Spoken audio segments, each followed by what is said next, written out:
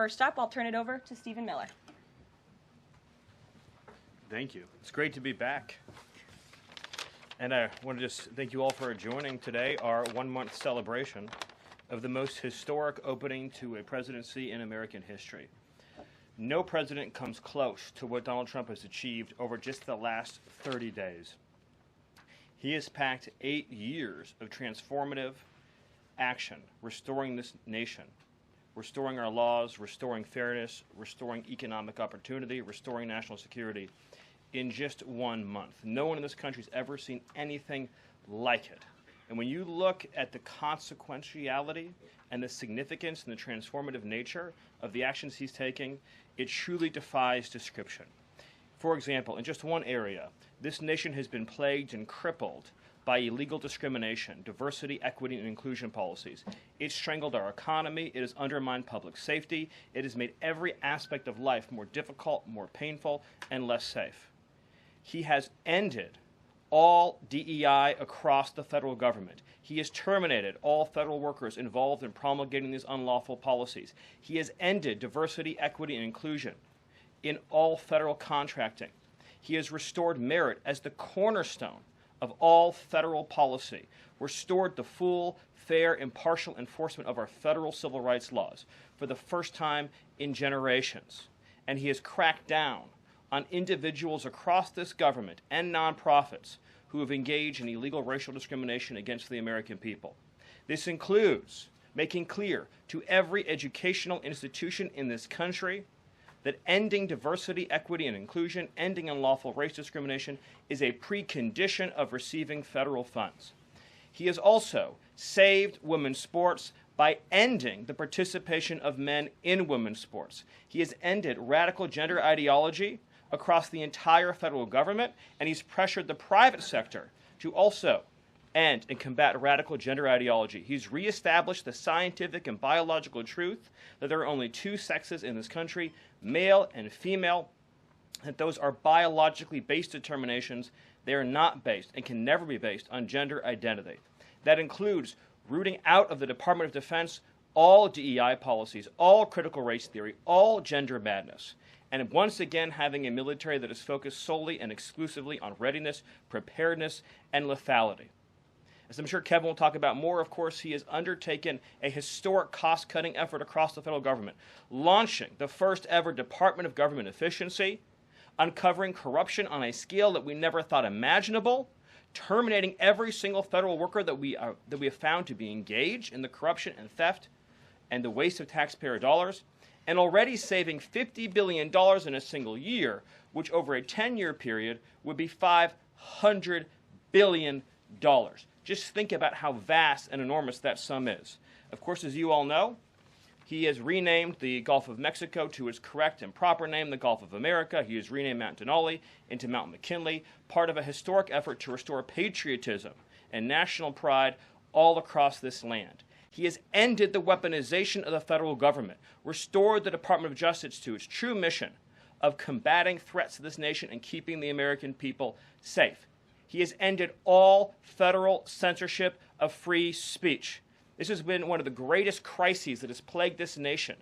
Years and years and years of the federal government violating the First Amendment to take away Americans' right of free speech.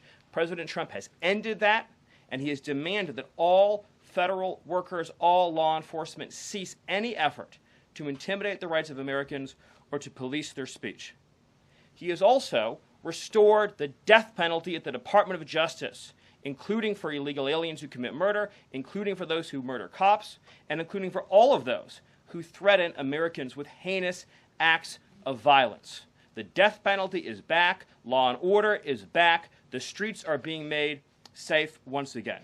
On the public health front, he has launched the nation's first ever commission, the MAHA Commission, Make America Healthy Again, following the historic confirmation of RFK Jr., to finally uncover the true root causes of the public health crisis in this country, the childhood disease epidemic in this country, the spiraling rates of pediatric cancer, and devastating childhood sickness.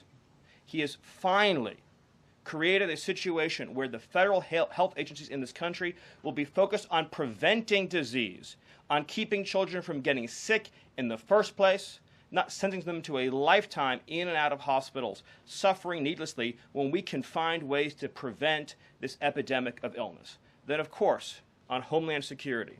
Today, it is officially the law of the land, at the conclusion of the congressional notification process, that 6 Mexican cartels and 2 transnational gangs, Tren de Aragua, or TDA, and MS-13, so 8 organizations in total, are now formally designated as foreign terrorist organizations, which means that every single member of those organizations who operates on U.S. soil is now, as a legal matter, a terrorist, and they will be treated as terrorists.